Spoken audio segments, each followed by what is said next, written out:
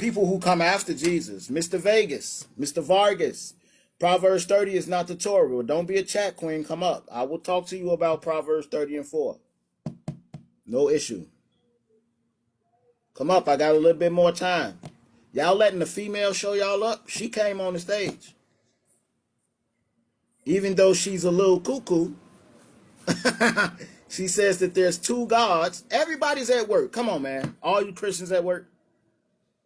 That's been the excuse of 600 Christians that came up.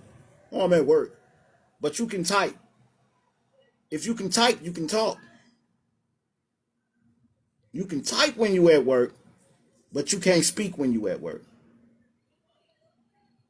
In the Old Testament, Genesis 19 verse 24 shows two Yahwehs. No, it doesn't. And I just did a video on that, but let's go over it. Genesis 19:24, for the people that's here, pay attention. He's saying that there's two Yahwehs in Genesis 19:24 because it says Yahweh rained down fire from Yahweh. He doesn't know that this is how the Hebrew works. It's a literary device, all right? It's doubling words, it's doubling the name to show emphasis on the action that God is doing. Only one God did the action. Yahweh sent down fire from Yahweh because there's the literary Hebrew works to double words to put emphasis on it. The same things happens in, hold on, don't tell me wrong. The same thing that happens in 1 Kings 8 and 1. 1 Kings 8 and 1 says, Solomon gathered Israel to Solomon. Are there two Solomons? No.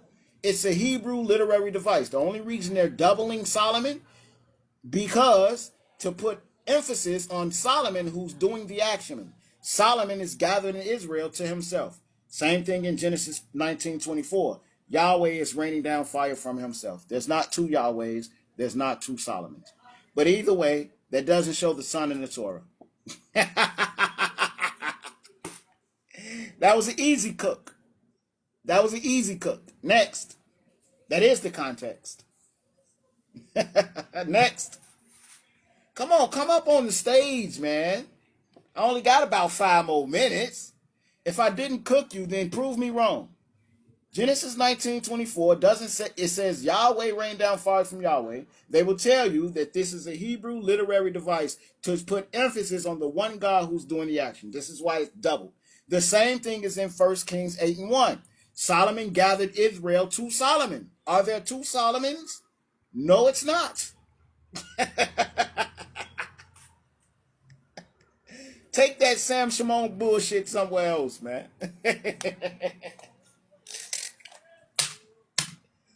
Come up, Christians, come up. I got 5 more minutes with y'all. Let's go. You are not given a spirit of fear. It's emphasizing Yahweh. Are the two angels Yahweh? Because that's who would have rained down the fire. So you're telling me that the two angels in Genesis 19:24 is Yahweh. So if you believe that, then you can join Marie, who says that there's two gods.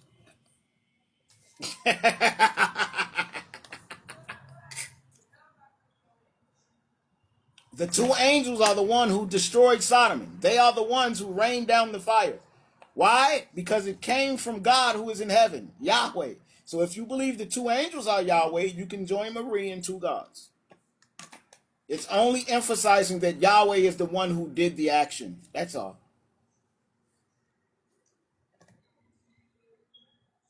Okay, so you believe that the three angels that showed up to Abraham is the Father, Son, and Holy Spirit, when James says that the Father of lights does not incarnate. So which one is it? The Father incarnated into a man? You believe that? Welcome to heresy. Now you just became a heretic. It's no way you can win, brother. Well, Mr. Vargas just said the three angels that showed up to Yahweh is the Father, Son, and Holy Spirit, y'all. So the Father incarnated as a man and the Holy Spirit incarnated as a man, not just Jesus. You're a super heretic, my boy. You got to, won't you come on the stage and prove me wrong? Stop yapping in the chat like a queen. Vargas wilding. Something wrong with him, man. Why did he say, let us make man in our image, and then spirit hovering over the waters? So now you bring your Trinitarian doctrine to the text instead of just reading the text. According to Genesis 1:26, I'll say it again. I just made a video on this. Go watch it. It's like the first video. Genesis 1:26, he's either speaking as the majestic plural, as Allah does in the Quran with Nahnu, we created this, and you are to come to us in our. Same thing in the Bible, but Genesis 1:26 takes two positions. Either it's the majestic plural, he's not speaking to anybody, he's just speaking of himself, or he's speaking to the other deities. Oh, I said that correctly. Yes. He's speaking to the other deities in John 1:26. Let us go and make man. And then it switches back into the singular that only one God did the action. So El Shaddai is looking out to the other deities and he's saying, let us go down and make man. And then it switches back in the next verse into the singular to let you know the other deities didn't create man, only the one God created man. So he's speaking to the other deities. Genesis 1:26. Come on, these things are easy, people. These things are easy. Let's go. I gotta go. In our image, in our image is not single. In our image, it could be the majestic plural. I just told you that. And if he's speaking to the other deities, he's saying make them in our image because they are made in the image. The image here is the qualities of God, not his literal image. What are you saying? That God is man and woman? Come on, bro. Be for real.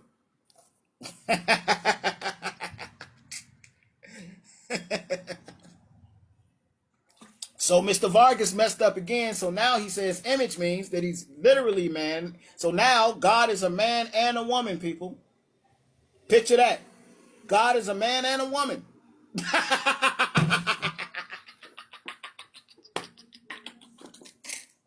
Mr. Vargas, you come too far with the comedy, man. The reason why he's talking to the divine council in Genesis 1:26 is because you don't understand Deuteronomy 32:8. Deuteronomy 32:8 says, when the Most High God El spread out the nations, he spread out the nations according to the number of the gods, the number of the deities. What deities? What deities? The deities that's in Genesis 1:26, the divine council. The same thing that's happening in Psalms 82:6. El Shaddai stood up in the presence of the other deities and said, I said you are gods, but yet you will die like men. You will die like mortals. How can it be? They got Jesus quoting this wrong. Jesus is quoting this and saying that the Jews are gods. Huh? And they will die like mortals. No.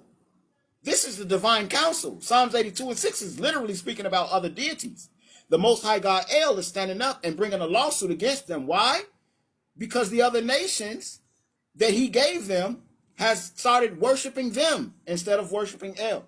So he says, I have said you are gods. You are all children of the Most High, yet you will die like men. Why? Because you didn't keep my word. Back in Deuteronomy 32:8, what you don't understand. Deuteronomy 32:8 says that the Most High God El gave to each nation a god. He gave them a supervising angel. Don't believe me? Go and fact check it. So right here in Deuteronomy 32:8, you're being confused by the Masoretic text. Because the Masoretic text tells you in Deuteronomy 32:8 that the Most High God spread out the nations according to the numbers of Israel, the children of Israel. But guess what? The children of Israel was not there at the Tower of Babel when God separated the nations. Were they? So the Masoretic text lied. When you go to the older text, they keep it truthful and tell you that when the Most High God separated the nations, he gave to each nation a God. He gave to each nation a supervising angel. He gave to each nation their inheritance. He gave to each God an inheritance. This is why you see in 2 Kings 3 that when Yahweh goes up against Chemosh, Yahweh gets his ass whooped. Why? Because Yahweh is a different God. He's another God. Just like Chemosh is another God. Who gave them these nations?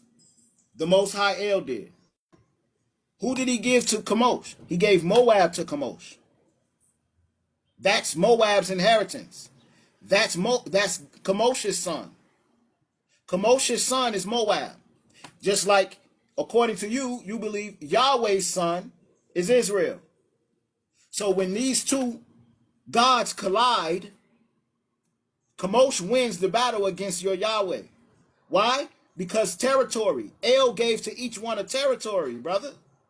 You can't cross territories. This is why King David says, you guys are kicking me out. I have to take 2 boatloads of earth to another nation because I cannot worship Yahweh outside of Israel. This is why he had to take dirt from Israel, because he only believed that he could worship Yahweh on that soil. You're not getting it. Deuteronomy 32:8 tells you that this is territory that's been given to each god. But I gotta go. I gotta go. So they tell you in 2 Kings 3, when Yahweh and the Israelites took their ass over there to Moab, because Moab stopped paying them a tax. This is what happened. Moab said, we not paying you shit. We ain't paying you nothing else. So Yahweh gathered up the Israelites. They took their ass over there. They was winning at first. And then the king of Moab said, you know what? He sacrificed his firstborn son to Chemosh, his god, the god of that land, which is Moab, that El Shaddai gave to them. So when he did that, it said that the Israelites fled in fear. And guess who else fled? Yahweh took his ass over there with him. He fled too. And then he blamed the Israelites and said, I only allowed you to flee because you didn't show faith in me. Instead of Yahweh going over there and kicking Moab ass, he fled with the Israelites. And I gotta go. So I will go rock the life better.